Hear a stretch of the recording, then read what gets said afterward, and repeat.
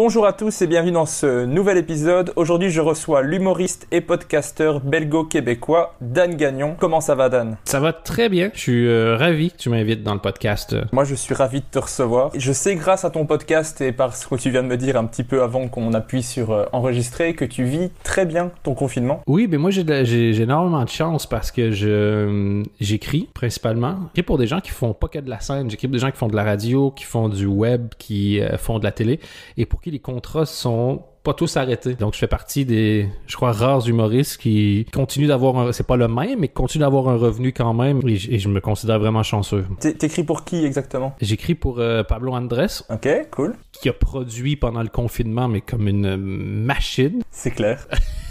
J'écris un peu pour Nicolas Canteloup en France aussi. 2 jours par semaine pour... en fait, j'écris pour être vraiment précis. J'ai pas un des auteurs de l'équipe. Et donc, honnêtement, c'est super. Ok, à fond. Et je me considère vraiment chanceux. Et en plus, en ce moment, tu es à fond dans ton podcast, qui maintenant compte, au moment où j'enregistre en tout cas, 37 épisodes, qui s'appelle Dan Gagnon tout seul. Est-ce que tu peux un peu expliquer le concept pour ceux qui ne l'auraient pas encore écouté? J'adore les podcasts. Et au-delà de ça, ce que j'aime du podcast, c'est le fait de revenir à l'essence même de ce qui est pour moi le média. Exemple, je vais adorer le sport à la radio ou à la télé parce qu'il y a une magie de mettre un micro ou une caméra là où toi t'es pas. Et cette espèce de connexion-là a vraiment quelque chose qui me touche beaucoup. Et j'avais envie de retrouver ça avec les podcasts. Donc, je faisais des podcasts d'interviews à une certaine époque. Et maintenant que je suis tout seul, je me dis, ça fait longtemps que j'ai envie de juste dire ce qui me passe par la tête. J'aime ça parler, je suis super curieux, j'essaie de m'intéresser à un maximum de choses dans la vie. Et ben, je veux allumer un micro puis en parler. Et pour moi, il y a une question de mood aussi qui est très importante, et c'est pour ça que je le fais. J'essaie de le faire 4 fois par semaine pour qu'il y ait vraiment ce côté-là d'accompagnement, c'est-à-dire que j'invite les gens dans ma tête et j'essaie d'avoir une interaction avec le public. Quand j'enregistre, souvent j'ai les yeux fermés et j'essaie de penser à ce que je vais raconter, penser à ce que les gens m'ont dit. J'intègre beaucoup les commentaires, les suggestions, les questions que les gens me donnent pour avoir vraiment ce côté-là où même si t'es tout seul, t'es pas tout seul. Et quand je parle, j'essaie qu'on sente aussi qu'il y a qu'on est plusieurs ensemble. Sur ta page, il y a énormément de gens qui commentent, qui réagissent à ce que tu dis, donc c'est vraiment chouette, je trouve. C'est ça, j'avais un conseil que j'avais entendu quand j'ai commencé, c'était si tu veux réussir à toucher les gens, parle à une foule comme si c'était une personne. Parle toujours comme si tu parlais à une personne et c'est ça qui fait qu'on va avoir l'impression que tu parles à plusieurs personnes. Et je vais trouver ça super comme conseil et j'essaie vraiment de l'appliquer. Et c'est con, mais une de mes passions dans la vie, c'est les émissions quotidiennes comme Les Feux de l'amour, par exemple. Qui est un des sujets du podcast, d'ailleurs. Oui, parce que je trouve ça intéressant vraiment au premier degré. C'est la logique d'accompagnement. Moi, ce podcast, j'ai envie de le faire pendant encore au moins 30 ans. Génial. Et de me dire, quand j'aurai quelques milliers de numéros, peut-être que quelqu'un dans 10 ans va retomber, il y a un numéro qui va arriver à lui d'une manière ou d'une autre pour faire que, je me souviens, genre soit pendant le confinement ou quand je jardinais l'été, quand j'étais aux études, quand je faisais de la route. De temps en temps, j'écoutais et que ça te ramène. Et c'est le même esprit que les late shows. J'ai adoré les late shows pour ça parce que moi, pendant mes études, de temps en temps, je regardais quand j'étais plus jeune. Des fois, c'était le week-end. Je voyais, le vendredi soir, je pouvais en regarder un. Et genre 10-15 ans après, tu revois les mêmes visages. Il y a un plaisir de retrouver quelque chose de familier. Et j'essaie de créer ça en mettant aucune autre barrière que dire des choses intéressantes. Tu abordes plein de sujets, donc ça va d'un podcast, comme on l'a dit, sur les feux de l'amour, il y en a un sur la grossophobie, un sur la libido, un sur l'humour, il y a des sujets plus légers, des sujets plus touchy. Comment est-ce que tu fais en fait pour choisir tes sujets? Je dois donner tout le crédit à madame mon épouse. Ok. Madame Chou. Qui en gros... Madame Chou, exactement, oui. Qui en gros m'a dit, quand tu parles, souvent t'es plus intéressant que quand tu travailles. Ce qui est un genre de compliment, hein, okay. si on est très positif. Mais elle dit, fais ça, parle des choses que tu trouves intéressantes. Et dans les premiers numéros, souvent je dis, mais j'ai envie de parler de ce truc-là, qu'est-ce que je devrais faire? Elle dit, Dan, fais-le. Arrête d'essayer de correspondre à quoi que ce soit. Et un des constats les plus importants, je pense, de ma vie professionnelle, c'était de réaliser que peu importe la niche qui t'intéresse, t'es jamais tout seul. T'es toujours 1 million à être unique. C'est juste que le million est peut-être répandu, mais t'as beau à t'intéresser à quoi que ce soit, il y a des centaines de milliers d'autres personnes au minimum qui s'y intéressent. Ouais, c'est un peu ce que tu dis dans le podcast d'aujourd'hui, le 37. Oui, j'ai tout écouté. Je précise déjà, je suis un gros fan. Ah, c'est gentil, merci. Quel courage. 37 numéros, c'est beaucoup. Pour moi, c'est allez, une demi-heure par jour, 20 minutes en fonction des épisodes, donc c'est pas énorme non plus. C'est vrai. Et à chaque fois qu'il sort, je l'écoute, mais donc comme ça, dans l'épisode, tu disais aussi quand tu penses que c'est une minorité, mais en fait, une minorité, c'est déjà pas mal de monde. Oui, c'est l'avantage avec Internet, les niches, il y a plus les distances. Tu sais, essayer de trouver des gens qui s'intéressent. Tu sais, je vais prendre un exemple de préférence sexuelle. Là. Il y en a qui vont kiffer ce qu'on appelle, c'est des furries. Les furries, c'est des gens qui se déguisent en peluche à peu de choses près pour baiser ensemble. Si on résume, je veux dire, ils font de mal à personne, ces gens. C'est que des gens consentants qui sont heureux de faire ce qu'ils font. Donc, super. C'est sûr que si tu habites dans un village de 6 habitants, probablement que ça va être difficile de trouver un autre furry qui te plaît. On va avoir beaucoup de chance. C'est ça. Qu'est-ce qui s'est passé dans ce village? C'est super, je vais aller voir, je suis curieux, tu vois. Et c'est pas du tout du kink shaming, tu vois. Chacun fait ce qui lui plaît entre personnes consentantes. Mais si tu vas sur Internet et que tu cherches d'autres furries, ben, il y a des conventions de gens qui se rencontrent puis qui triplent là-dessus. Et donc, ta niche qui est quand même assez extrême, t'es jamais tout seul.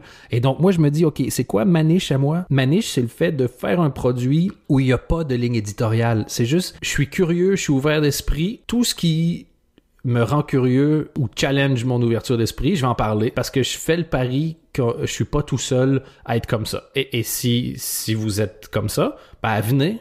À tous les jours, vous n'aurez aucune idée de quoi je vais parler, mais en théorie, ça devrait être intéressant pour vous. Ben c'est vraiment le truc que j'aime bien, c'est que tu as tous les sujets. Donc en fait, tu te dis, qu'est-ce que ça va être aujourd'hui? Et généralement, j'écoute, même si c'est pas un truc qui au départ m'aurait intéressé. Et au final, je me retrouve à raconter tout l'épisode à ma copine, qui du coup n'écoute pas ton podcast, je suis désolé. Oui, et puis à chaque fois que tu racontes, elle me déteste de plus en plus, en disant, c'est bien que t'aies des passions, chou, mais je m'en bats les couilles. tu l'as rencontré ou quoi? Parce que... non, c'est parce que, en fait, je suis pas populaire. Hein. Il y a quelques personnes qui m'aiment beaucoup, voilà. Mais ces gens-là m'ont fait une carrière. Hein. Vous êtes quelques centaines, mais vous aimez vraiment ce que je fais, ce qui est merci, est très gentil, et vous en parlez beaucoup autour de vous, et en général, vu que vous aimez beaucoup, vous êtes toujours étonné de voir à quel point les autres s'en battent les couilles. Et puis j'ai reçu ce mail-là des tonnes de fois en disant... Putain, j'ai essayé de convaincre tous les gens de venir voir ton show et c'est bizarre, les gens ils te connaissent pas ou j'ai parlé de ton podcast autour de moi et les gens trouvent que je suis bizarre et je fais putain mais merci d'être des ambassadeurs parce que je suis pas un produit facile à vendre. Mais moi c'est pour ça que je fais le podcast de base, c'est parce que je suis tellement content de parler avec des humoristes et de partager ce qu'ils font et à chaque fois je fais trop cool, aujourd'hui j'enregistre un podcast avec Dan Gagnon et on me fait qui? Et je fais mais enfin. Mais tu sais que dans un de mes shows, c'était carrément un extrait. Et je finissais, genre, en remerciant les gens un peu comme je viens de faire là. Puis quand je dis c'est pas facile de me vendre parce que je sais ce qui se passe. C'est-à-dire que vous avez dit, oh mon Dieu, Dan Gagnon vient dans le village. Puis là, on vous a répondu, qui? Puis vous avez dit, ben, le Québécois de la RTBF. Puis là, on vous a répondu, bof. Puis après, vous avez dit, c'est gratuit. Puis on vous a répondu, OK. C'est plus ou moins dans cet ordre-là. Mais je sais que très souvent, les gens qui viennent, comme ce que je fais est pas facile à... Je saurais pas mettre des mots vendeurs de marketing simples dessus. Mais quand les gens écoutent, ils font, c'est intéressant. Souvent, c'est comme ça que j'ai eu des nouvelles personnes qui sont intéressées à ce que je fais. C'est des gens qui se sont fait traîner de force un mardi soir en voulant être n'importe où sauf là. Et puis finalement, en sortant, ils se sont dit « Ah ben c'est pas mal en fait. » Semi-étonné, tu vois, de trouver ça bien. Oui. Ce qui est semi-vexant pour moi d'ailleurs. mais... mais honnêtement, je comprends tout à fait. C'est normal. Mais j'ai décidé de embrace it et juste me dire comme « Ben fuck it, qu'est-ce que je te dise? » C'est ça. Tant qu'à faire, je vais aller au bout de l'idée. Et comme de toute façon, j'arriverai pas à long terme à faire autre chose, je vais être 100% moi-même. Et dans le podcast, je le vois, ça fait donc 37 numéros. Et genre, j'ai 200 abonnés Spotify à peu près. Mais c'est littéralement une moyenne de 6 par jour depuis le début, tu vois. Mais je me dis, si je fais ça longtemps, peut-être qu'un jour, on va être une grosse niche ensemble. Ben, je te le souhaite, en tout cas. Ben, merci. Et merci de saouler les gens autour de toi. Mais pour le moment, je ne saoule qu'une seule personne, je t'avoue, puisque je suis en confinement avec ma copine, donc je ne saoule qu'elle. Mais j'ai partagé plusieurs fois les podcasts et j'ai fait la promotion de tes 3 podcasts, dont on reparlera plus tard, sur Insta. Mais étant donné que j'ai une communauté Insta énorme, j'ai eu 2 likes, donc c'est pas, ça va pas t'ajouter grand-chose. Ben écoute, la journée où c'est 2 likes... arriveront jusque chez moi, je saurai qui remercier. Quand je serai à 202 abonnés, je ferai ça. Ça, c'est Régis. Ça, c'est Régis. Peut-être quelques podcasts qu'on enregistre, ça fera peut-être 3 en plus, tu vois, et là, ça serait ouf. Oui, mais honnêtement, oui, parce que c'est ça ma moyenne. Moi, tu sais, tu veux toujours être celui sur qui le succès est tombé. Et j'ai eu une discussion un jour avec Navo, donc le co-créateur de Bref. Ouais, qui écrit avec Ken Kojandi. Ouais, c'est ça. Et c'est quand j'avais fait une web-série, puis je disais, ça me fait un peu chier de devoir faire la promotion. J'ai l'impression d'insister et d'être un peu lourd, tu vois, en insistant auprès des gens. Il m'avait répondu quelque chose qui m'avait tellement bluffé. Il me fait « Ah, c'est normal, parce que tout le monde a de l'ego. Tu voudrais que ça ait du succès sans que tu fasses d'efforts. » Et je fais « Putain, mais j'avais pas vu ça comme ça. C'est juste l'orgueil, c'est juste l'ego. » tu vois. Et je fais « Mais il a totalement raison. C'est totalement de l'ego et de l'orgueil. » Et au final, quand tu vois ça comme ça, tu te dis « Ah, ben oui. Pourquoi est-ce que Coca-Cola a besoin de faire des milliards de pubs? Ikea a besoin de dépenser des milliards en pubs? Mais toi, Dan Gagnon, t'es au-dessus de tout ça, tu vois. C'est la même chose avec le podcast. Je regarde mes vues qui n'avancent pas énormément et après je me dis il faut que je fasse de la pub et en même temps je me dis mais je saoule les gens, mais il faut un petit peu. Ben oui, et puis moi c'est ce que j'ai fini par accepter aussi, c'est de me dire oui, pourquoi est-ce que je serais gêné de dire que je veux faire de l'argent? C'est comme t'as des youtubeurs qui tu vois s'excusent auprès de leur communauté quand ils ont une vidéo qui est sponsorisée ou quand ils ont activé la pub. Je fais mais tu crois quoi, moi, que je fais ça pour mes loisirs parce que je veux dire, c'est mon métier. Oui, je vais te demander. Si tu veux pas voir de pub, prends YouTube Premium. Si tu veux pas payer, tu veux pas entendre de pub dans mes podcasts, abonne-toi à mon Patreon, à mon Patreon. Je dois vivre, moi. C'est mon métier. C'est un beau métier. J'ai de la chance de le faire, j'ai conscience de tout ça, mais c'est pas un hobby pour moi, c'est un métier. Et je sais pas pourquoi on est gêné de demander de l'argent pour notre travail. Ça fait aucun sens. Ben, je ne comprends pas trop non plus. Je t'avoue que moi, je n'ai aucun souci avec ça. Personnellement, si quelqu'un veut que je fasse de la promotion pour son truc, je suis partant. Le podcast est là, si je peux faire de la pub pour lui. Et tu sais qui fait ça très bien? Qui ça? Découvert ça cette semaine, je sais pas comment ça s'appelle exactement, mais genre, à peu de choses près, les Instababes. Moi, j'adore regarder des filles qui ont des très belles fesses sur Instagram, qui sont contentes de le montrer. Je suis content de le regarder. C'est du win-win. Ben oui, c'est leur business. Et moi, je trouve que c'est des entrepreneurs. C'est comme beaucoup de gens critiquent les influenceurs. Je fais, mais putain, mais c'est des génies, ces gens. Nous, on essaie avec du contenu de susciter l'adhésion. Et eux, avec pas le contenu comique que nous, on a, juste en étant genre beau ou en faisant des belles photos ou whatever ils font, ils arrivent à susciter l'adhésion, mais ne les critique pas, essaie de comprendre comment ils chopent ce succès-là, tu vois. Et ces gens-là que je regarde, j'ai quelques Instababes que je suis, elles se font des stories un peu entre elles, tu vois. S'il y en a une qui a, j'en sais rien, 100 000 abonnés, ben, je savais pas ça, elle vend le fait de mettre un autre Instababe en story, on va dire. Et elle va dire genre, ben, suivez mon ami une telle, et là, toi, tu vois la photo, et tu peux cliquer et t'abonner aussi à cette personne-là. Mais je trouve qu'il y a une espèce de solidarité qui est super belle entre des filles qui se font un business depuis chez elles. Et j'en avais une qui avait répondu à une critique en disant « Mais c'est facile pour toi d'avoir des abonnés, t'es à moitié à poil sur Instagram. » Et elle avait répondu, elle dit « Ouais, t'as vu la quantité de personnes qui sont à moitié à poil sur Instagram? Qu'est-ce qui fait que les gens viennent me voir moi plutôt qu'une autre? Il y a peut-être une raison à ça, qu'est-ce que t'en penses? » Et quoi répondre à part « Ah ben oui, t'as raison. » C'est clair. Il y en a plein. C'est pas un podcast sur les Instababes. Tu pourras faire un sujet sur les Instababes dans ton podcast à toi. Mais ben oui, mais totalement. Oui. Ça marche. Mais quand je l'écouterai, je serai là. Ah, voilà, il est là. Ça c'est moi, ça. C'est bébé. Comment est-ce que tu prépares ces sujets? Donc tu fais des recherches toute la journée et est-ce que tu écris ce que tu vas dire? Parce qu'on a vraiment l'impression que tu décides au moment où tu parles ce que tu vas dire, tellement que c'est naturel en mode je parle à un pote au café qui me raconte son histoire, c'est intéressant. Comment tu fais? C'est gentil. C'est un mélange des deux, en fait. Il y a des fois où, ben, par exemple, le dernier numéro, c'est au moment où on enregistre le podcast, donc le 37, j'étais supposé faire complètement autre chose. Et puis finalement, au moment d'enregistrer, je fais « Ah, non! Je veux parler de ça. » Et donc, à ce moment-là, ça, c'est vraiment une impro. Mais quand c'est des sujets plus fouiller, là je vais quand même faire des recherches parce que des fois je semi-improvisais et je me rendais compte que genre j'hésitais pendant le podcast et c'était assez chiant. Donc si je préfère un sujet plus genre par exemple les superstitions dans le monde du sport, là je fais des recherches. Mais moi j'ai jamais aimé, et c'est un truc que j'ai trouvé surtout en Europe d'ailleurs, des gens qui vont à la radio pour lire. J'ai mis à ce moment-là écrit, tu vois. Et quand je faisais une chronique sur énergie, que je savais que je devais le lire, mais j'avais appelé ça une lettre parce que je trouvais que ça faisait plus de sens à ce moment-là, tu vois. Parce que je lisais, mais tu comprenais pourquoi je lisais. Et donc, une fois que j'ai fait mes recherches et que j'ai mon sujet, je me fais juste des points, des petits bullet points.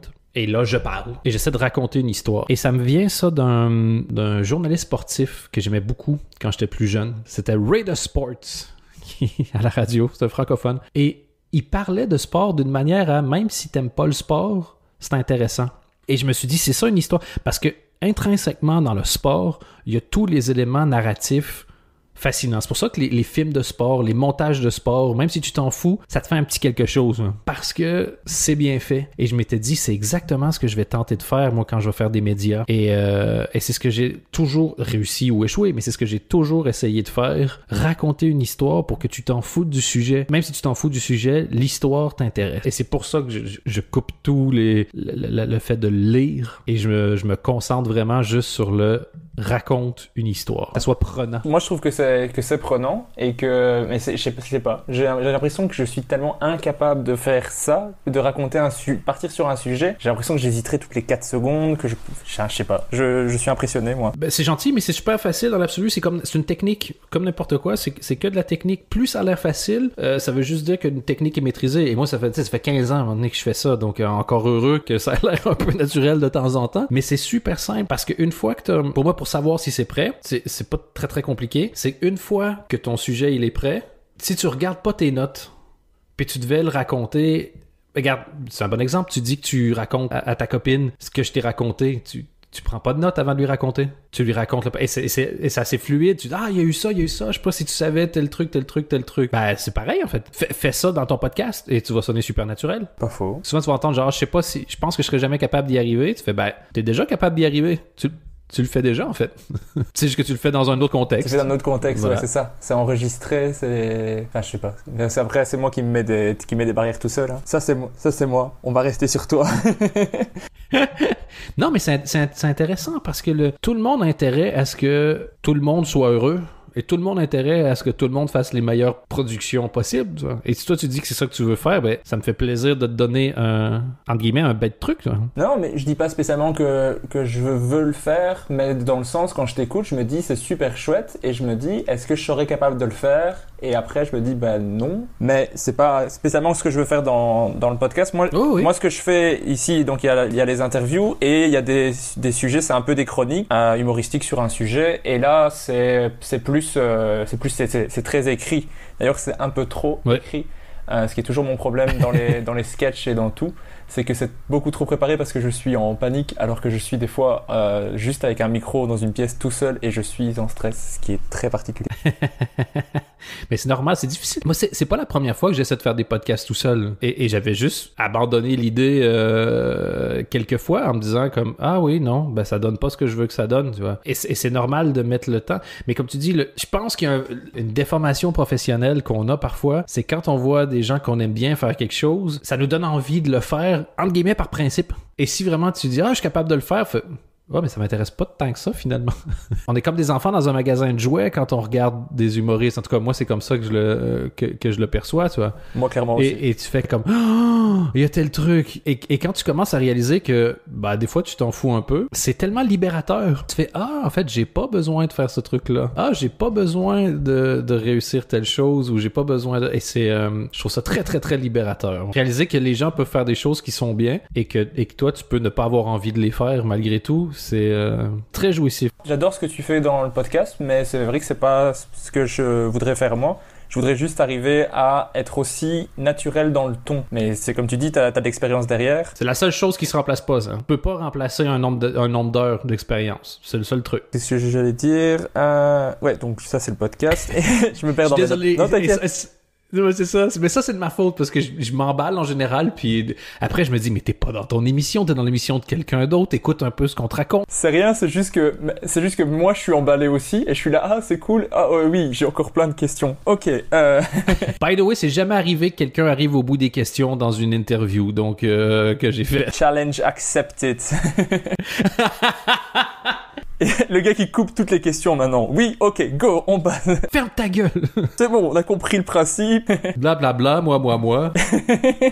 Mais le podcast, c'est un peu comme tes spectacles. C'est très brut, il n'y a pas de fioriture et c'est toujours super honnête et personnel. Moi, c'est vraiment quelque chose que j'adore dans l'humour au départ et que je retrouve dans le podcast aussi. C'est le côté très honnête et personnel. Est-ce que tu penses être capable de parler d'absolument tout te concernant ou il y a des choses que tu penses que tu vas devoir garder secret et que tu peux pas divulguer au monde? Je me suis jamais posé cette question, j'avoue. Du coup, je vais réfléchir à dire une réponse qui soit pas trop conne. Sur moi, me concernant, moi, je m'en fous complètement. Je peux raconter vraiment n'importe quoi parce que je suis pas gêné de mes qualités, mes défauts et mes travers. Ça veut pas dire que je suis fier. Je revendique pas le fait que, par exemple, j'ai du mal à rester concentré sur une question puis je parle pendant 10 minutes, c'est chiant, je parle trop. Mais sinon, non, quand je faisais des tests, je parlais de n'importe quoi, mais ce qui m'intéresse, c'est que tu dois toujours savoir, quand tu parles, l'important, c'est de savoir à qui tu parles et est-ce que ça intéresse la personne en face. Moi, par exemple, j'ai jamais aimé choquer les gens. Et c'est une des raisons qui fait que j'ai arrêté de faire du stand-up, parce que on me disait de plus en plus souvent que « Ah, c'est bien, c'est trash quand même, mais c'est bien. » Je fais « Mais c'est pas trash, c'est juste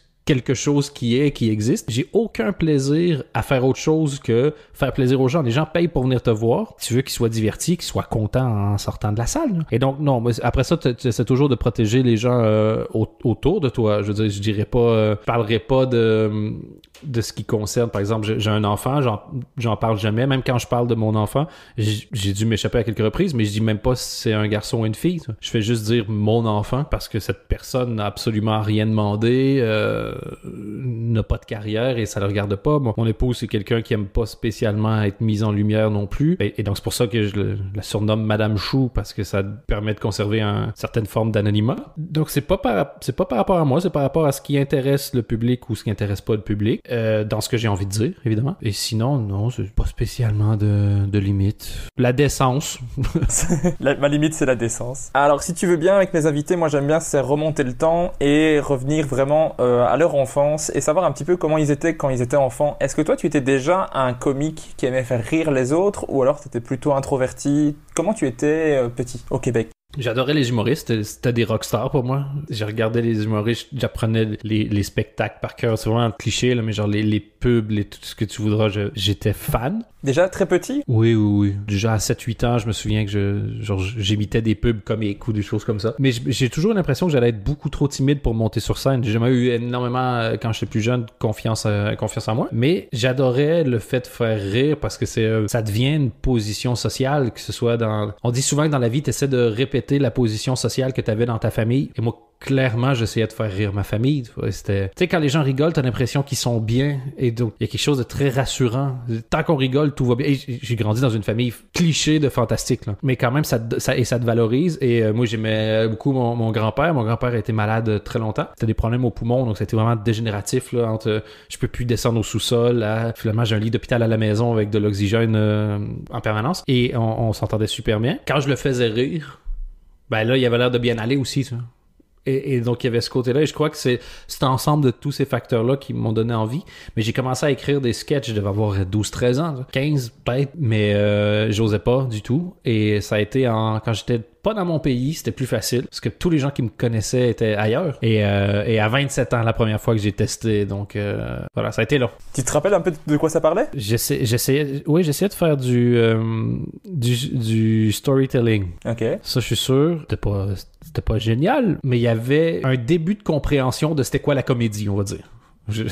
Il devait y avoir aucune punchline qui fonctionnait. Ça devait être 3 fois sur 4 une version différente de choses que j'avais déjà vues sans me rendre compte que je faisais exactement ce qui existait déjà. Ça. Mais je pense qu'il y avait le prémisse d'une idée d'un début de germe comique. Quoi. Et est-ce que tu allais voir des spectacles avec ta famille et tout ça? Pas énormément. Moi, j'ai grandi dans un petit coin, donc c'était pas courant. Pas comme si tu grandis à Paris puis il y a 300 shows par soir. Là. Mais oui, quand il y avait l'occasion, quand il y en a qui passaient dans le coin, quand il y avait des petits festivals en extérieur, l'extérieur. Et je me souviens une fois, il y avait un humoriste qui était un très bon storyteller d'ailleurs qui s'appelle... putain, comment il s'appelle? C'est Michel...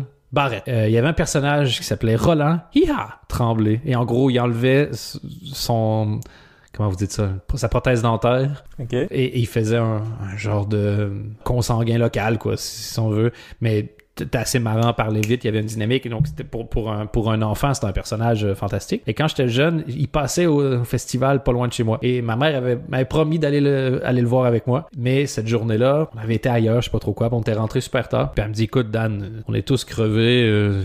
Ça va pas le faire. Et je me souviens juste d'avoir dit « Mais t'avais promis! » Et donc, elle a fait ce que n'importe quelle mère aurait fait à sa place. Elle a fait « T'as raison, j'avais promis. » Et elle est allée, et clairement, cet âge merveilleux où t'as aucunement conscience de faire chier la personne en face de toi pour obtenir ce que tu veux, ça te dérange absolument pas. Clairement, elle voulait pas y aller, toi. Oui. Et clairement, je m'en battais les couilles. J'étais hyper content qu'elle fasse l'effort de faire ce qu'elle a pas du tout envie de faire pour me faire plaisir. Et donc voilà, c'est des souvenirs comme ça qui sont vraiment chouettes. À fond. Ah, et je tiens à souligner que j'ai une tante et donc ce qui est aujourd'hui aussi mon oncle. Ils étaient tout jeunes. Ils devaient être peut-être la vingtaine, peut-être même pas. Et je sais pas pourquoi ils faisaient ça, mais ils m'amenaient voir des shows avec eux. Aujourd'hui, je réalise qu'il devait avoir autre chose à foutre que traîner le petit neveu.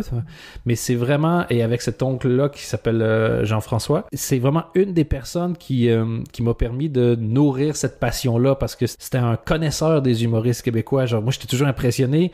Il me parlait de certains humoristes, puis genre 6 mois, 1 an après, on les voyait partout à la télé. Je fais « Wow! Comment il a su? » Ça m'impressionnait. Et il m'a vraiment... Je crois que c'est vraiment une des personnes qui m'a permis de réaliser que ça pouvait être, au-delà du fait de aimer rire, ça pouvait être une passion. Il y avait de quoi considérer ça vraiment comme un art à part entière. Et, il m'a mis l'épaule à la roue, la main à la pâte, l'aiguille dans la botte de foin. Comme tu veux. Je n'ai pas d'autre expression. Il m'a mis la tempête dans le verre d'eau, mon ami. La tempête dans le verre d'eau? Tempête dans un verre d'eau, ouais, mais ça n'a rien à voir. Et c'est bizarrement sexuel, donc je préférerais arrêter de parler. D'accord. Alors je vais t'arrêter. Tu regardais aussi de l'impro? Est-ce que t'en as fait? Parce que je sais que c'est extrêmement populaire au Québec. Je sais pas si toi tu as connu ça ou pas trop. Non, j'ai découvert ça un peu sur le tard. J'avais regardé un peu, mais j'étais super déçu quand j'avais regardé ça parce que je les trouvais pas assez marrants. Et genre, c'est quelques années après, j'ai fait, déjà, le fait qu'ils construisent une histoire, c'est ça qui est d'abord intéressant. Marrant, c'est top. Et la rapidité à laquelle ils se font un ping-pong l'un l'autre, tu vois. Parce qu'au Québec, ceux qui font de l'impro, c'est aussi des stars de cinéma, tu vois. C'est pas juste 3 amateurs qui ont 6 minutes d'expérience. Et aujourd'hui, avec la connaissance que j'ai de l'humour, peut-être que je m'y intéresserai un peu plus. Et ironiquement, alors que j'ai fait 800 000 médias, puis c'est une des choses qui me terrorise le plus, l'impro. J'en ai jamais fait et je crois que je n'en ferai jamais. Ça me tétaniserait. Et c'est peut-être ça aussi. Peut-être que quand les gens réussissent quelque chose que tu crois que tu n'arriverais pas à faire, c'est peut-être là que tu apprécies plus ce qu'ils font. Aussi, ouais. Mais c'est parce que je serais curieux de te voir sur une patinoire, du coup. Mais aujourd'hui, je m'en fous un peu parce que j'ai arrêté le stand-up. Donc, peut-être que je le ferai aujourd'hui parce que, au pire, je suis pas bon, tu vois. Et c'est pas très, très grave. Mais à l'époque où ça comptait pour moi, je crois que j'aurais eu peur d'être vraiment traumatisé. Je comprends. Mais après, moi, l'impro, j'adore ça. Et contrairement à toi, moi, la première fois que j'en ai vu, j'étais justement choqué tellement que c'était bon. Et je me suis dit, il faut que je fasse ça. C'est tellement génial ce qu'ils font. Je m'en sens incapable, mais il faut que je le fasse. Et je m'en sens toujours incapable, mais je le fais quand même. Et comment c'est pour toi? Moi, c'est la première... Quand je les vois, genre, mettons, c'est OK, t'as 30 secondes pour trouver un truc. Et moi, je suis pas bon en groupe non plus. J'aime pas travailler en groupe. Ça me met mal à l'aise. Faire l'idée de quelqu'un d'autre, si je la trouve pas bien, ça me casserait les couilles, mais qu'est-ce que j'en sais, tu vois? Probablement que ces gens-là connaissent 100 fois plus l'impro que moi. Donc, j'aurais l'impression d'être... Tu sais, j'ai fait souvent de la promo où je me retrouvais dans des situations bizarres. Je le raconte souvent, mais un jour, en radio, on m'a demandé de faire un challenge de danse, tu vois. Oui. Et je l'ai fait, en plus. Et après, je me dégoûte un peu moi-même, tu vois. De me dire pourquoi est-ce que j'ai pas juste dit genre non, pourquoi je ferais ça? Je sais pas, est-ce que je voulais pas vexer les gens? Je sais pas exactement pourquoi je fais ces choses-là parfois. Je comprends ce que tu veux dire, mais c'est un apprentissage aussi parce que tout le principe de l'improvisation, c'est l'acceptation des idées qui sont apportées, mais après il y a toujours moyen d'arriver à faire en sorte que tu fasses quand même des choses que tu as envie de faire au départ. Tu vois ce que je veux dire? ça marche dans les deux sens, quoi. Parce que le principe de l'acceptation des idées de l'autre, quand tu m'as dit ça, le premier truc que je me suis dit, c'est non, fuck you. donc, du coup, je pense que je serais pas bon. Et je sais pas si t'as vu dans 22 Jump Street, je crois que c'est 22, je me souviens plus c'est lequel des deux. J'ai vu aucun des deux, je t'avoue. Ah, ils sont drôles, les films avec Jonah Hill et Channing Tatum. J'irai voir. Ils sont tellement drôles et clairement, ils ont une scène qui ont tourné à la dernière seconde, là. Ils se sont laissés de marche et genre, ils vont voir un spectacle de improv et les gens disent « Ok, est-ce que le public, est-ce que vous pouvez bien nous donner un sujet? » Est-ce que c'est là-dedans? Je suis même plus sûr que c'est dans ce film-là, en fait. Mais peu importe. Dans un film, quelque part dans l'histoire de l'univers, il y a ce gag-là. Non, c'est dans Ted ou Ted 2. Je ne sais pas t'aider, j'ai vu aucun de ces films. Ça, parce que, regarde, moi, j'ai jamais vu un Star Wars, j'ai jamais vu The Matrix, j'ai vu aucun film. Je suis en train de regarder Downton Abbey en ce moment, tu vois. Et je viens de finir 30 Rock, 10 ans après. Et donc, c'est ça. Ça, c'est dans Ted. Et ils disent, quel type d'improvisation, genre. Puis ils vont dire quelque chose comme Anne Frank est une connasse. Est-ce que j'ai entendu Starbucks? Et ils jouent. C'est une des scènes les plus drôles que j'ai vues de ma vie. Et les pauvres essaient vraiment clairement de sauver la mise et eux ils font juste les grosses merdes, quoi. Oui. Dans la vraie vie, ne fais pas ça, ne sois pas une merde. Mais dans le film, c'est vraiment drôle. Mais après en impro, il y a un peu ce truc de tu essaies de mettre celui qui est dans ton équipe ou celui dans l'équipe adverse un peu dans la merde en lui mettant un truc vraiment compliqué à faire. Ou alors t'as une catégorie et tu fais mais ça serait tellement bien si on le faisait en chantant et tu vois que l'autre ne veut tellement pas le faire en chantant, il fait oui, on va le faire en chantant, allez-y. Et tu le fous bien dans la merde. Oui, mais c'est ça.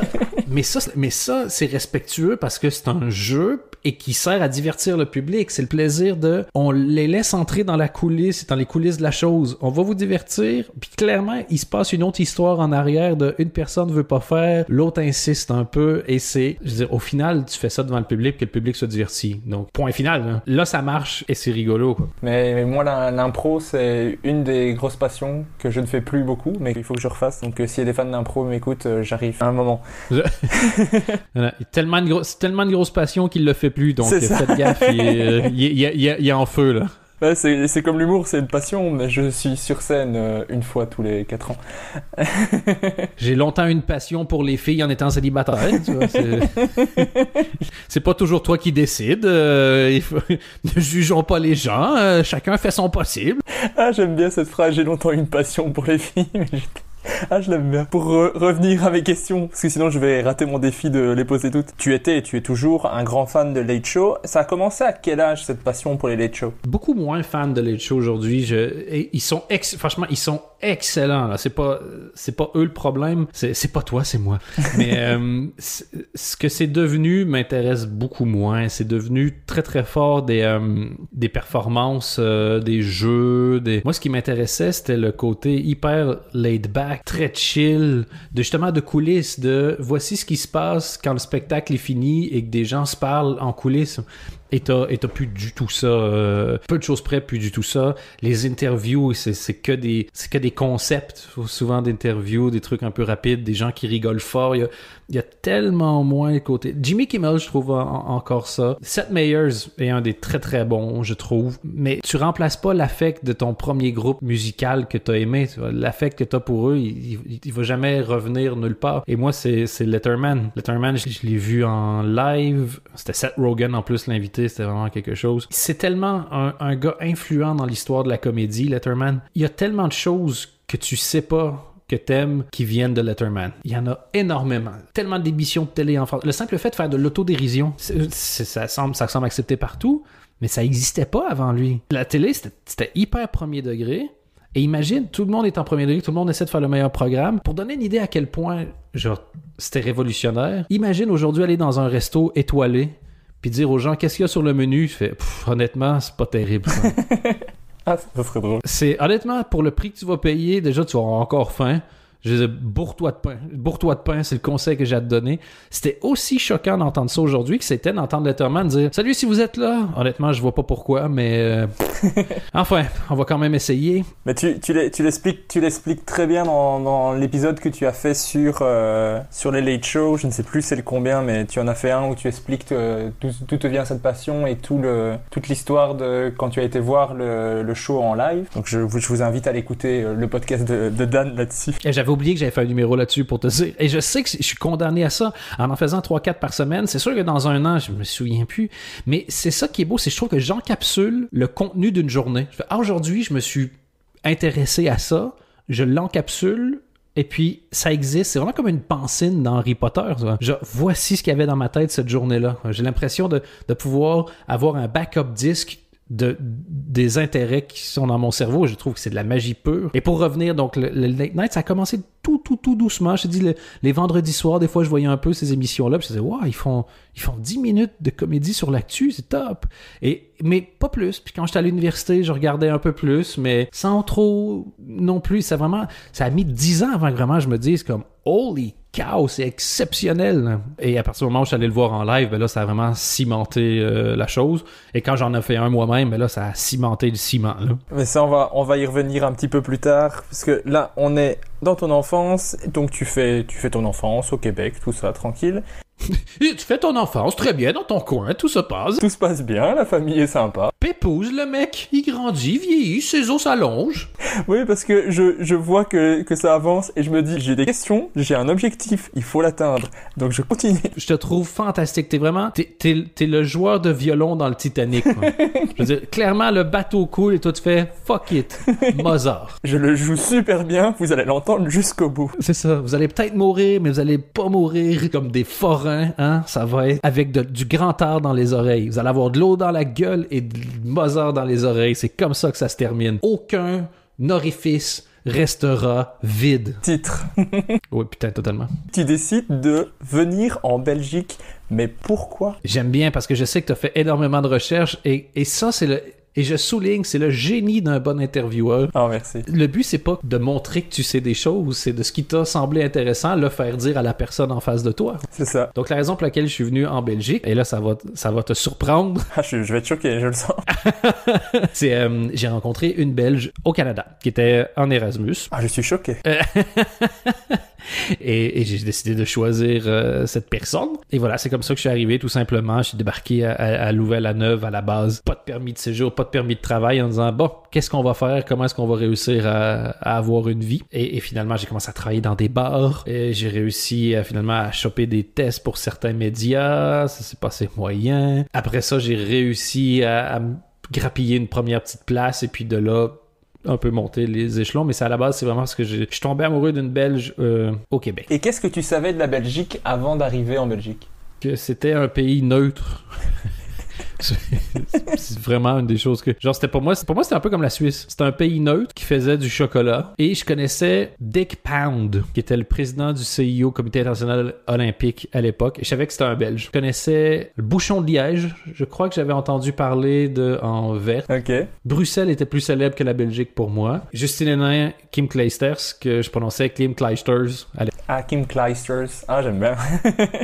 Non, c'est à peu près tout. Est-ce que c'était vraiment un choc culturel pour toi en arrivant ou ça va? En fait, le choc culturel avec la Belgique, je trouve, et je pense que c'est la même chose quand tu viens au Canada, sauf si t'arrives l'hiver au Canada. Mais sinon, il met vraiment du temps à s'installer. Moi, quand je me souviens, j'avais jamais pris l'avion de ma vie, donc quand je suis arrivé en Belgique, j'étais méga déçu. Je m'attendais, genre, il y avait une espèce de fantasme de ce qu'était le voyage pour moi. Et je m'attendais à arriver...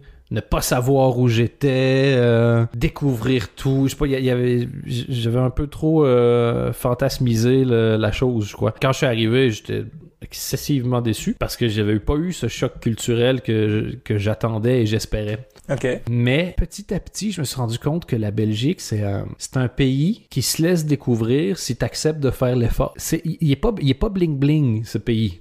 Une demi-seconde. Les habitants sont pas bling-bling. C'est pas clinquant. C'est pas Las Vegas.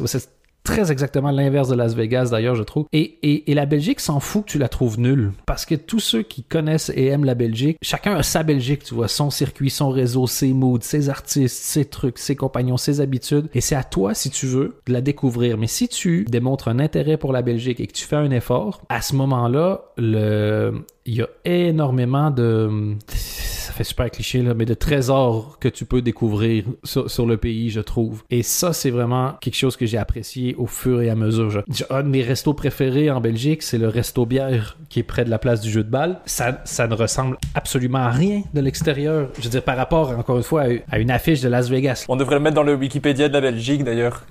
La Belgique, c'est l'opposé de Las Vegas. Ah, ok, c'est plus clair, merci. Ah, ben ça me permet de me faire une petite idée. Je visualise mieux, merci. Et c'est ça, maintenant je vois. Et ce resto, en fait, cuisine tout avec de la bière, comme son nom l'indique. Et il est fantastique, les serveurs sont chouettes, la déco est over the top, intéressante, mais tu le sais pas. Et les gens autour de la place du jeu de balle, ils s'en foutent que tu le saches ou pas. C'est à toi, entre guillemets, faire l'effort. Et ça, j'adore de la Belgique. Je pense que les choses ont changé pour moi quand j'ai commencé à en parler, parce que les Belges ont toujours accepté que je me moque de la Belgique. Parce que je pense que c'était compris, que c'était pas de la condescendance, que c'était pas sentiment de supériorité, être hautain ou quoi que ce soit. C'est juste que, comme tu peux rigoler avec les membres de ta famille, ben, tu peux rigoler d'un pays. Tu vois. Quand tu as un attachement et un amour réel, c'était pas pour descendre. Et je crois que j'ai aussi valorisé, en tout cas j'espère que j'ai aussi valorisé les beaux côtés de la Belgique et ce que j'aimais ce que j'aime toujours d'ailleurs de la Belgique. Et là, il y a eu vraiment un dialogue, je trouve, qui s'est installé avec les Belges pour moi, qui a toujours été fascinant à mes yeux. Ok, tu t'intéresses à nous, puis on sait que en gros, tu te fous pas de notre gueule, là. Merveilleux. Ben, regarde ce qu'on va te faire découvrir. Est-ce que tu connais ça? Est-ce que tu as entendu parler de ce truc-là? Et j'ai l'impression d'avoir rentré un peu à l'intérieur d'une porte cachée, dans le Narnia de la Belgique. Et je dis souvent, si la France... Mettons, si tu compares par pays, là, à quel point c'est prétentieux de dire « je dis souvent en parlant de soi-même ». Je viens de me dégoûter moi-même. Fin de parenthèse. Si la France est un spectacle, le pays, ben la Belgique, c'est les coulisses. Et au final, même si c'est un peu plus moche, c'est quand même vachement intéressant d'être dans les coulisses de quelque chose. Je vois ce que tu veux dire. Je crois que c'est dans un épisode de podcast où tu expliques comment tu as eu ta nationalité belge et un peu tout le parcours qu'il y a eu. Et c'est dans le podcast ou c'est dans une interview? C'est dans le Late Show, je crois. Dans le Late Show, j'avais fait une séquence parce que t'as énormément de gens qui croient que c'est facile de devenir belge. Et ces gens-là ont tous une chose en commun. Ils n'ont aucune idée de quoi ils parlent parce qu'ils sont nés en Belgique. Leur avis ne vaut pas grand-chose. Donc, j'avais envie de montrer c'était quoi vraiment le parcours pour devenir belge. Et au-delà de ça, moi, j'ai l'impression d'avoir mérité, entre guillemets, ma belgitude. Ceux qui sont nés belges, pour devenir belge, tout ce qu'il a fallu faire, c'est que vos parents copulent entre Arlon et la Côte-du-Nord. Et pas la Côte-du-Nord, excuse-moi, la mer du Nord. C'est tout ce qu'il y a eu à faire. Moi, pour que ça arrive, j'ai dû vraiment chier ma race beaucoup plus que ça. Et donc, quand je dis que j'aime la Belgique, c'est sincère parce qu'il y avait un prix à payer à ça. J'ai pas trouvé ça dans une boîte de céréales. Et donc, quand je dis que je l'aime, je crois l'avoir prouvé en faisant les démarches. J'avais pas besoin d'avoir la nationalité. Je suis rentré au Canada, j'en ai pas besoin de la nationalité belge. Mais je considère qu'après avoir passé des années là, j'ai droit à ce qu'on acte le fait qu'il y a une part de belgitude en moi que je revendique. Mais c'est marrant parce que dans tes podcasts, on l'entend à certaines expressions. D'office, tu vas traduire le 70, tu vas dire 70. Je sais pas si c'est vraiment réfléchi ou si ça vient naturellement. Ça vient naturellement parce que je l'ai fait 1 million de fois, mais c'est réfléchi. C'est une question entre guillemets, de respect. Je parle dans le podcast à des Français, des Québécois, des Belges et des Suisses. Ben, les Suisses et les Belges, ils disent 70. Ben, je dis 70. Et puis, si les Français ou des gens sont pas capables de comprendre, ben c'est qu'ils sont pas intelligents, quoi. C'est vraiment la chose la plus facile à comprendre de l'univers que tu dis 70, ça veut dire 70. Déjà, c'est beaucoup plus logique, mais ça, c'est un autre débat. Mais c'est rien. Et j'ai toujours voulu militer très fort pour qu'on arrête de s'arrêter à l'accent. Je veux que ça soit normal, que ça soit normalisé. Quelqu'un dit 70, tu peux lui répondre 60. Tu sais, plus tard dans la conversation, tu dis 70, tout le monde se comprend, on s'en fout. On n'a pas besoin de souligner à chaque fois que deux personnes signifient une même chose avec deux termes différents. Si tu comprends, passe à la suite. Et je trouve que c'est une façon d'acter une volonté de normaliser ça. Je veux dire, mon impact dans le dictionnaire, c'est zéro, là, je sais. Mais je trouve, pour moi, par rapport au public qui m'a toujours suivi, c'est une manière de dire, c'est pas parce que je suis rentré au Canada que je m'en bats les couilles de la Belgique. Maintenant, quand je disais que j'avais un affect pour le pays, ben, c'était vrai, puis ça l'est encore aujourd'hui. Ben moi, j'apprécie à chaque fois que je t'entends dire 70 et après 70, j'apprécie. Je fais, il m'inclut. Je me sens inclus. Ah, c'est gentil, c'est un peu l'objectif, donc ça me fait plaisir de voir que ça peut fonctionner. Ça fonctionne. Et donc, tu es en Belgique, tu fais des petits boulots, tu t'as dit que tu travaillais dans des bars. Après, tu te retrouves sur Énergie à animer la matinale et tu vas y travailler pendant 6 ans. Moi, je perds le fil des années, mais je te fais confiance. Ça sonne crédible, en tout cas. Ouais, ça sonne bien. Hein. En tout cas, c'est ce que j'ai trouvé, mais après, il faut voir si ton Wikipédia est à jour. Tu faisais des chroniques sur Énergie. Ça t'a apporté quoi, la radio, au niveau de ton humour? Ben, ce que j'ai pas eu en ayant trop peur de faire de l'impro, je crois que j'ai pu l'avoir avec la radio. Ça m'a permis de travailler l'impro beaucoup. Et ça, c'est complètement magique, quoi, parce qu'aujourd'hui, je me suis retrouvé dans des situations par moment où je me dis, ah merde, dans 4 minutes, j'ai une chronique et j'ai pas de sujet. Et d'arriver à faire la chronique quand même, parce qu'en radio, j'ai fait des heures et des heures et des heures de live. Des fois, t'as un invité, puis là, finalement, t'arrives pas à le joindre et tu fais « Shit, on est dans l'onde dans 4 secondes, il faut trouver quelque chose à dire. » Tu fais « Well, passe-moi la parole, je verrai bien ce que je trouverai à dire. » Parce que quand tu fais 15 heures de live par semaine, au bout de 4 ans... Tu sais, tu t'en fous un peu si... Tu dois pas, là, mais tu t'en fous un peu s'il y a une intervention qui est ratée. Là. Et donc, ça te permet de te libérer de la pression du live, de composer avec le stress. Tu sais, c'est aussi quelque chose de se lever à 4 heures du matin puis devoir être en feu à 5h30 en disant « Ouais, trop content d'être là! » C'est pas vrai, il n'y a aucun animateur qui est content d'être là à 6h du matin. Là. Mais toi, ton job, c'est de réveiller les gens, donc on s'en fout un peu de tes doléances. Tu te magnes les fesses, quoi. Tu y vas, puis tu fais de ton mieux. Donc, la série de contraintes, la gestion de la pression, la relation avec un public, il y a beaucoup de gens qui me suivent aujourd'hui, qui me suivent depuis cette époque-là, et c'est toujours excessivement touchant, forcément, pour moi, de réaliser ça. Tu vois. Des gens qui ne s'en foutent pas, je sais pas combien d'années après, c'est quand même super mignon. Je te dirais ça. Donc, l'impro, un peu le fait de travailler en équipe, ce qui n'est pas ma grande force, comme je te l'ai déjà dit. La pression, le live, l'impro... Puis, ben, honnêtement, ça développe le charisme aussi à la longue. À force d'en faire, ben, t'es plus à l'aise, ça s'entend que t'es plus à l'aise. Et tu prends plus de risques aussi. Donc, quand tu prends plus de risques, tu te plantes, mais c'est juste en prenant des risques que tu te rends compte de ce qui fonctionne aussi. Puis tu fais, oh mon Dieu, j'aurais jamais essayé ça de toute ma vie, mais là, je vois que ça marche. Donc je le fais, je le tente. Tu deviens chroniqueur télé pour l'émission Ma Télé Bien Aimée, puis après sur la une dans Sans Chichi. Est-ce que c'était une chouette expérience, la télé? Et qu'est-ce que ça t'a apporté? Ma Télé Bien Aimée, déjà, il y a un côté hyper flatteur, donc ça peut plaire, ne serait-ce qu'à ton ego. Moi, j'avais été pour c'était le directeur artistique à l'époque, je crois être encore directeur artistique à la RTB d'ailleurs, qui faisait une espèce de tournée de Belgique pour essayer de voir s'il n'y avait pas loupé un talent, si tu veux. Il essayait vraiment d'aller voir un peu partout, voir s'il n'y avait pas des nouveaux talents qui pouvaient être intéressants pour sa chaîne. Et donc, il y avait 100 millions de personnes qui avaient été convoquées. Tu espérais faire un peu bonne impression, faire un peu ta marque, quoi. Moi, j'arrive, on parle pendant une petite heure.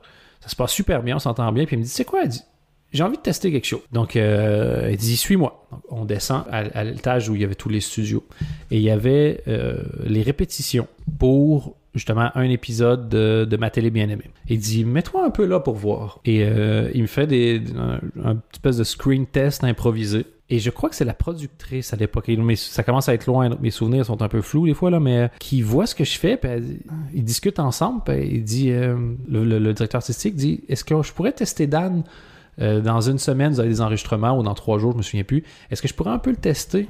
Je voudrais voir ce qu'il donne en live. Et la productrice dit, oui, ok, pas de problème. J'arrive pour faire mon test en théorie exclusivement pour le directeur artistique quelques jours après. Et la productrice voit ce que je fais, puis elle trouve ça intéressant. Elle m'a dit, je le testerai bien dans l'émission. Et c'est comme ça que je suis arrivé. Et les enregistrements de Ma Télé Bien Aimée, c'était 3 jours de suite. Et donc, je fais la première salve, hyper stressé. Il y avait Cathy Imelen, Élodie de Célis, Olivier Monsens, comme chroniqueur depuis un moment à l'époque. Et donc, je suis super stressé. La première, vous pouvez revoir, je crois qu'elle existe. Ça existe sur Internet ou c'est moi qui ai retrouvé un DVD à un moment donné? Je pense que ça n'existe pas sur Internet. Enfin bref, ça se voit que je suis pas bien, là.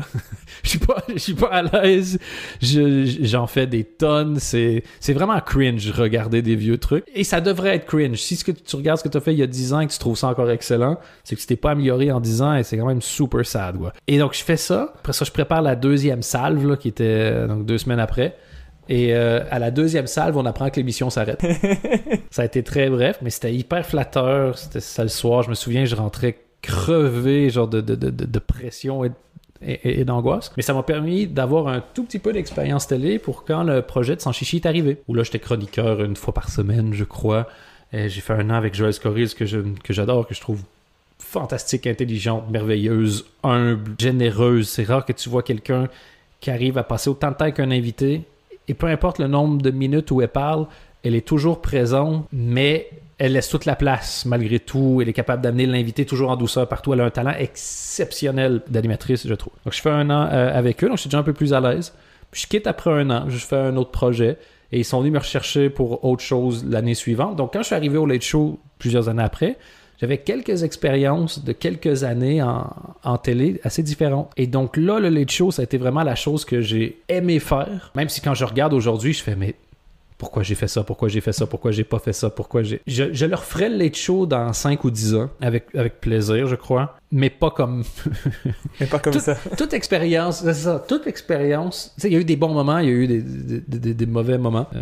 Par ma faute à chaque fois. Hein. Mais toute expérience, qu'elle soit bonne ou mauvaise, si t'es dans un domaine que t'aimes, c'est peut-être le 2 à 3 mètres d'avance sur le prochain 100 mètres. Genre, t'as fait 1 an, ça t'a pas donné ce que tu voulais, mais à la course suivante, toi, tu démarres à 98 mètres plutôt que 100.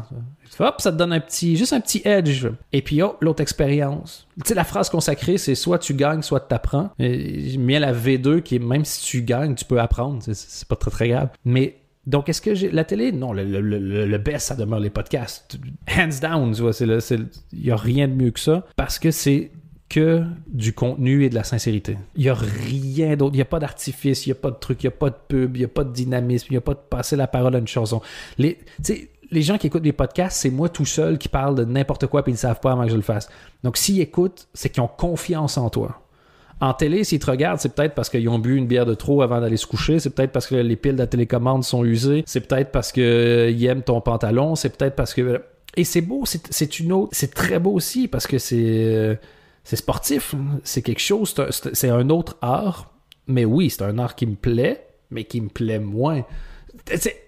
Payer salaire égal, faire un late show ou faire les podcasts que je fais en ce moment, je ne peux courir assez vite pour signer des 2 mains pour les podcasts.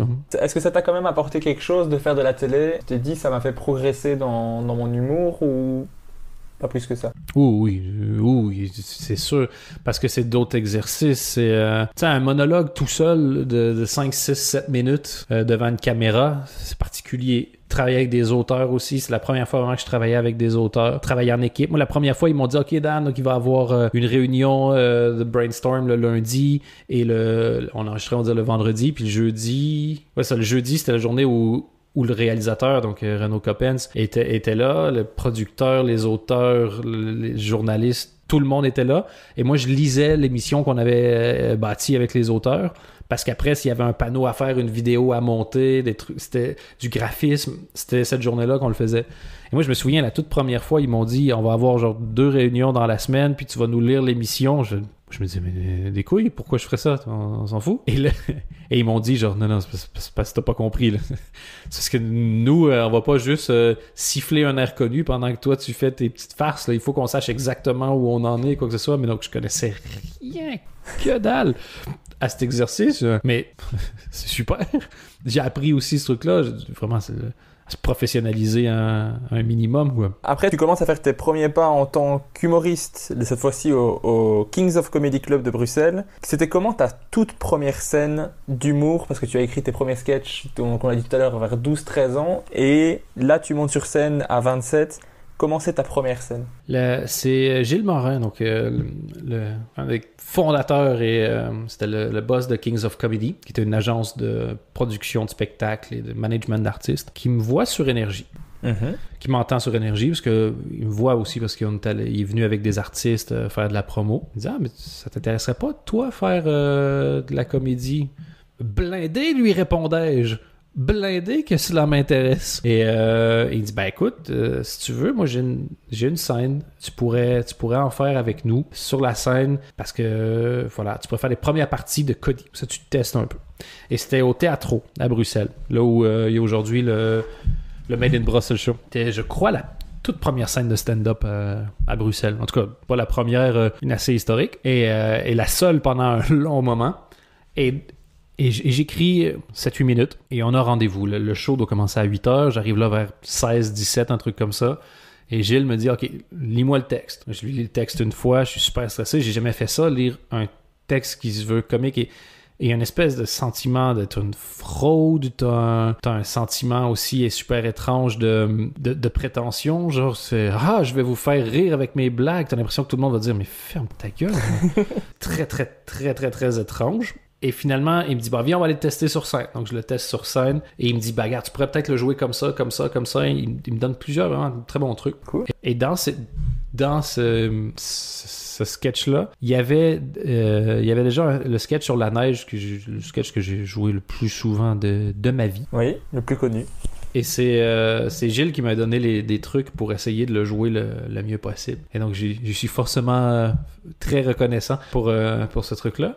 Et je me souviens, donc le soir, j'arrive, je m'installe et c'est à moi. Je démarre. Très difficile au départ. Puis finalement, on arrive au moment où je fais mon bout sur la neige qui marche bien. J'ai 4-5 rires, mais moi, j'ai jamais eu ça de ma vie. J'ai 27 ans, je rêve de faire ça. Ça fait 20 ans, je rêve de faire ça. Et j'ai mes premiers rires de gens qui ne me connaissent pas. Et n'importe quel humoriste va te dire, faire rire, hyper jouissif. C'est clair. Faire rire avec une nouvelle blague, c'est encore mieux. Faire rire le public de quelqu'un d'autre avec des nouvelles blagues, c'est imbattable comme feeling. C'est incroyable. Donc moi, je suis sous héroïne, c'est le plus beau jour de ma vie. Et donc, je remonte. Les coulisses du théâtre sont en fait dans les toilettes pour mecs qui sont condamnés pour l'occasion. Je remonte et moi, je suis genre en mode « Oh, je suis l'avenir de la comédie, je suis une légende comique. Est-ce que vous voulez que je redescende vous faire une demi-heure? Je suis chaud, là. » Et j'ai Cody qui pace vraiment de gauche à droite. Tu le sens un peu stressé en train de préparer son intro. Et je me souviendrai toute ma vie de Gilles Morin qui me regarde et qui me dit, et je le cite en me faisant un hug, « C'est pas grave, mec. Le pire est passé maintenant. » Je fais, « C'est pas grave. Tu veux dire que je suis une légende? » J'avais vraiment pas la même appréciation de ce qui venait de se passer. Là. Et malgré tout, j'étais directement accro à l'exercice. J'ai adoré et ça m'a pas arrêté. Mais à ce jour, je le vis toujours pas comme une défaite. Si on me remontrait les images, certainement que je ferais comme « Oh mon Dieu, c'est insupportable de badness. » Mais il y a un côté avec les humoristes où ça te dérange. Je peux me tromper, là, tu me diras si t'as pas ça, là, mais ça ne te dérange pas trop de taper des bides parce que tu sais que c'est un peu ton passeport pour avoir le droit de t'asseoir à la table des humoristes. Tu vois, il y a vraiment ce côté du tout le monde, dans une soirée entre humoristes, tout le monde va avoir une petite anecdote à un moment donné, là. Tout le monde va raconter quelque chose, tout le monde va raconter son bid. Et toi, tu fais partie du groupe si tu peux aussi raconter le tien. Ça. Oui, il y a ça, mais d'office, quand tu parles avec des humoristes, si quelqu'un vient et qui dit « je n'ai jamais fait de bide », je crois que tous les humoristes de la pièce vont le fixer méchamment et on va avoir envie de le tuer. Bon, ben déjà c'est pas vrai, ou c'est ta première scène. T'as pas remarqué que tu t'es tapé un bide, mais je te jure, t'en es tapé un. C'est une promesse. Mais de là à bien vivre un bide, non. Non. Pas du tout, mon ami. Pas du tout, non, je suis désolé. T'es tout seul. Peut-être qu'un jour je vivrai bien un bide, mais pour le moment, ceux que j'ai vécus sont dans les moments les plus chauds à vivre de ma vie. Peut-être que j'ai pas vécu grand-chose, peut-être aussi, mais... Oui, d'un côté, tu peux dire que, écoute, si c'est ça les pires moments de ta vie... Oui, mais... Moi, c'est ça que j'adore écouter dans les podcasts avec les humoristes et quand ils racontent leurs pires bides, je me dis, ou les pires scènes qu'ils ont fait dans des conditions horribles, je me dis, mais en fait, ça va. Moi, j'ai juste eu des gens qui n'ont pas ri. C'est ça mon histoire horrible. C'est que dalle. Eux, ils ont eu des gens, des trucs qui leur jettent des trucs à la gueule. Il y a eu des scènes où personne ne les écoute. Moi, c'est juste des gens qui m'écoutaient, mais qui auraient préféré pas. C'est tout. Oui, ça va. Tu t'en sors bien. Tu t'en sors bien. Mais t'inquiète, ça va arriver. Ça va arriver quand même. C'est sûr que ça va arriver. Et c'est pas grave. Et le truc, si tu sur la bouée de sauvetage que tu utilises, là, c'est tu te dis, vraiment, moi, c'est là-dessus que je me concentre. Je fais, un jour, one day it will be funny. One day it will be funny. C'est vraiment genre, là, c'est nul, mais quand le vivre c'est nul, mais le raconter va être marrant. C'est vraiment ça, genre. Le vivre c'est nul, le raconter va être marrant. Le vivre c'est nul, le raconter. Et tu me répètes ça comme un mantra pour passer le moment, quoi. Et du coup, je vais te demander, c'est quoi toi ta pire scène? Oh, il y en a plein. Il y en a. Faut en choisir une parce que on n'a pas le temps. Tu sais quoi? Je vais en raconter deux, mais très rapidement. Ça marche. Ça sera très rapide. Il y en a un, c'est au Comedy Club. Et à ce jour, c'est une des rares fois où j'étais fâché. C'est très rare que je suis fâché parce que je vois pas le point, honnêtement, à me fâcher. Mais il y avait dans le public, sur la scène, donc au Comedy Club, il y a des gens qui sont carrément sur la scène, là. Il y avait des gens qui causaient. Et genre, ils causent.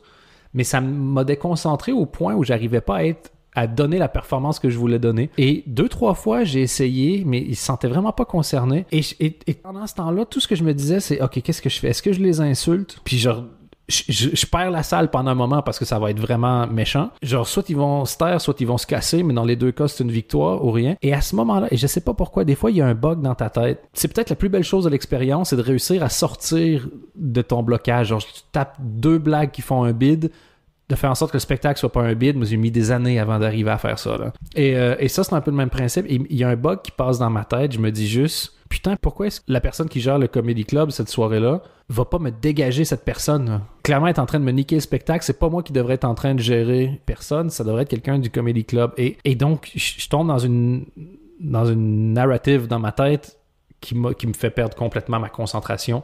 Et ça a été assez horrible. L'autre spectacle, j'avais été invité pour une soirée qui s'appelait Gastronomie et humour. Ça aurait pu me mettre la puce à l'oreille. Ça aurait dû te mettre la puce à l'oreille. C'est un endroit absolument magnifique de Wallonie.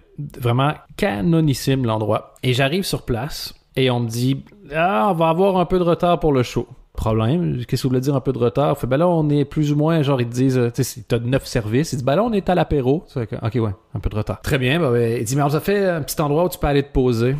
Et l'endroit, c'était entre la cuisine, qui avait une espèce donc, de banquet dans une ancienne ferme vraiment magnifique. Ben, banquet, non, 8000 services, là.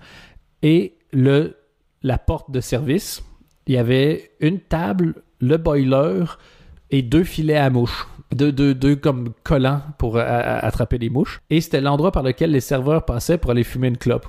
Et donc moi j'ai froid, donc je garde ma veste, je suis genre sur une chaise devant une table, devant le boiler dans cette pièce avec des papiers à mouches. Et je crois que je regarde un spectacle, je fais tant pis. Je crois que même j'avais regardé Richard Pryor, il me semble, le live. Et finalement je monte sur scène, il doit être fucking 22h30. Et les gens ont bu. Honnêtement, j'en veux pas aux gens une demi-seconde. Les gens, ça fait 6 heures qu'ils sont assis, qu'ils ont bu toute la soirée. Et tout à coup, t'as un clown qui débarque. J'ai l'attention d'à peu près une demi-table. Mais je me souviens d'avoir joué, il devait y avoir 200-300 personnes.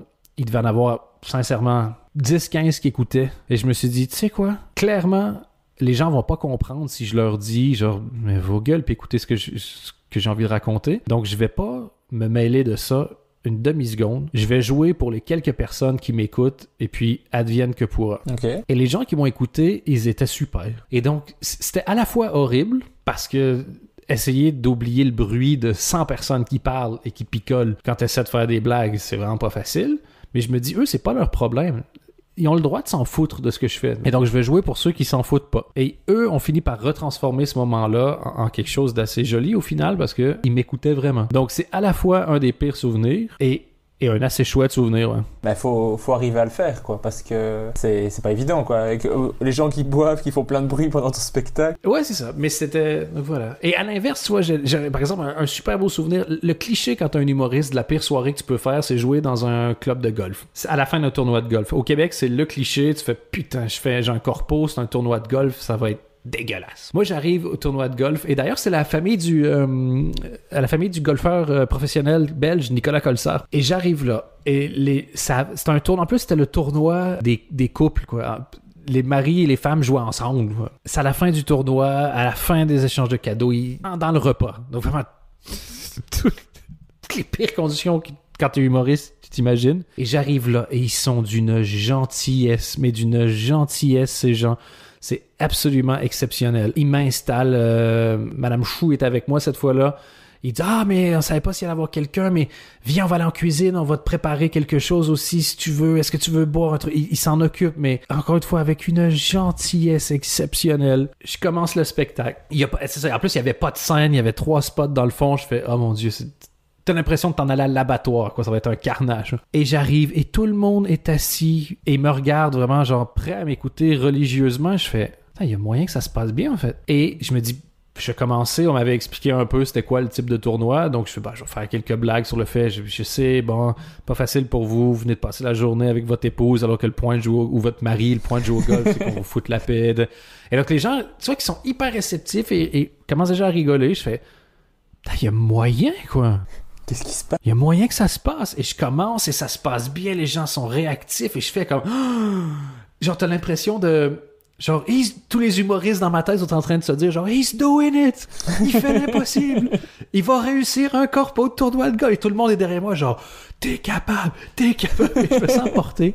Et au bout de 10 minutes, forcément, je commence à entendre du bruit au bar. Je commence par entendre une personne au bar, puis j'entends une personne qui se lève, puis encore plus de bruit. Je fais, ah putain, he's not doing it! He's not doing it! Et le bruit s'arrête comme ça.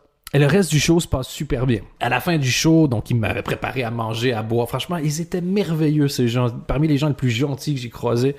Et t'en as beaucoup dans les salles de spectacle. Quand ils t'accueillent, honnêtement, en Belgique, les gens t'accueillent bien. Il y en a qui me faisaient de la nourriture maison. C'était n'importe quoi de gentillesse, quoi. Donc je vais me rasseoir et je dis à Madame Chou... Ça s'est super bien passé. Il était hyper gentil. Il y a juste eu... à un moment, il y a eu un bruit. C'était quoi? Qu'est-ce qui s'est passé? Elle dit, c'est parce qu'il y a quelqu'un qui genre, a commandé au bar un peu fort et le responsable la soirée est allé lui demander de pas faire de bruit pour respecter l'artiste. Ah, trop je bien. Je fais, oh mon Dieu, mais je les épouse tous. Tu m'étonnes. C'était tellement de considération, quoi. Et donc voilà. Et c'est parce qu'on demande souvent de raconter les pires scènes, avec raison, c'est super drôle. Mais j'essaie maintenant de toujours glisser une merveilleuse scène pour expliquer à quel point... Au final, c'est souvent ça. Eh ben, j'allais te demander la meilleure, mais je sais pas du coup si c'est celle-là la meilleure. La meilleure, ben écoute, je vais te raconter une qui est, disons que c'est la meilleure, mais peu importe, il y en a plein. J'ai fait beaucoup de scènes, donc j'ai beaucoup de tournées, j'ai eu la chance de faire beaucoup de spectacles, donc j'en ai eu plein des la meilleure. Là. Mais disons que celle-là parce que c'est une de celles qui me fait le plus rigoler. Je suis invité par la SABAM à la Comédie Centrale à Liège. Donc, c'est une espèce de showcase en plus, donc c'est cool. C'est déjà gentil qui te propose. Tu sais que ça peut être un spectacle intéressant. T'as plein de gens de la SABAM qui reçoivent des places. C'est un chouette truc. Et j'arrive, la salle, elle est vraiment agréable au Comédie Centrale à Liège. Donc, je m'installe et je suis avec mon producteur de l'époque et puis Madame Chou qui aussi est vraiment venu voir beaucoup de spectacles au début. Mais il faut un courage, je veux dire. Toi, tu fais des shows, tu le sais que au début, les gens te suivent tous, puis à un moment donné, ils font comme, regarde, j'en peux plus tes blagues. J'ai 2 de mes copines qui m'ont dit, si je rentends encore une fois ton spectacle, je crois que je vais gerber. Et je les comprends, elles ont raison. Vraiment, elles ont raison. Je connais ça. Et pourtant, j'ai fait beaucoup moins de scènes que toi. Je te dirais que mes 3 dernières tournées, Madame Chou a vu du rodage et 1 ou 2 dates et c'est amplement suffisant. Voilà. C'est bien légitime. Donc, je m'installe, je fais le show. À la fin du show, je reviens en coulisses et il y a Madame Chou et mon producteur qui me regardent comme si j'étais Eddie Murphy après Raw Delirious. Ils font comme « Oh my God! T'étais incroyable! Je sais pas ce que t'avais mangé, mais c'était ouf! T'as jamais été bon comme ça! T'étais en fire. On connaît ton show, mais on a rigolé tout le long. Et je fais, hein? Je suis super content, mais il y a un côté où je trouve ça louche, tu vois. Je fais, ok, cool. Ben, écoute, merci.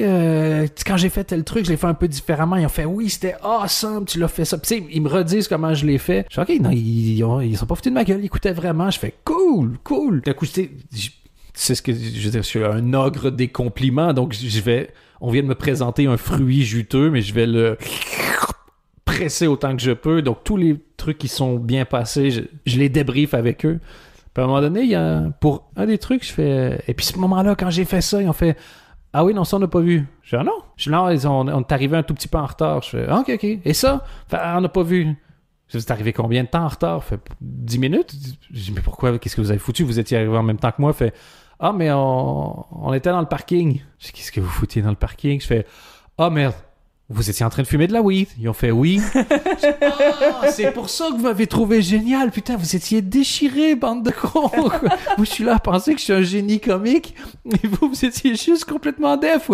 Et c'est là que j'ai découvert que je suis un humoriste pour stoners, qu'on ne savait pas. Je veux dire, on ignorait totalement ça.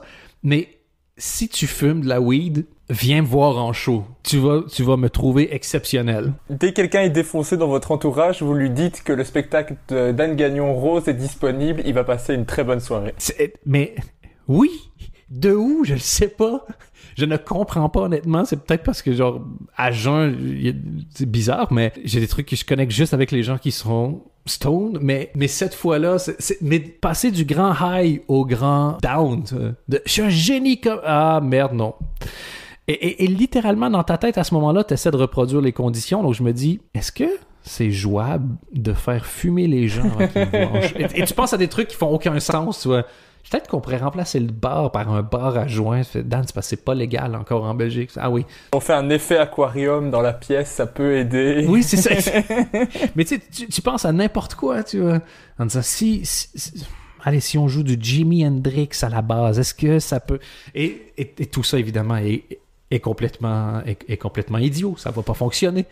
Mais voilà. Donc, c'est un de mes beaux souvenirs de spectacle parce qu'après, il restait genre 1 heure de route pour revenir à Bruxelles et on s'est vachement bien marré, tu vois, parce que ils m'ont roasté, en fait, sans le savoir. Ils m'ont complètement humilié, mais c'était hilarant. Ah, je suis content d'avoir cette anecdote. Oui, mais je l'ai jamais raconté, celle-là, en plus. Ah ouais, cool. Je suis content d'avoir l'exclusivité de l'anecdote. De mon humiliation. Ah, j'ai une humiliation. Cool, je peux barrer. Et le podcast, ça va être que cette anecdote-là en boucle. C'est ça. Tiens, t'as voulu faire le malin. Et moi, je me rends compte que je suis à la première page sur 3. Je te l'avais dit. Et oui, il avait raison. Pour pouvoir poser toutes mes questions, on a dû faire un podcast de 3 heures. Donc j'ai choisi de le diviser en 2 parties. Et tu pourras retrouver la deuxième partie la semaine prochaine. Pour patienter d'ici là, tu peux écouter les autres podcasts. Il y a 19 autres épisodes qui sont vraiment sympas.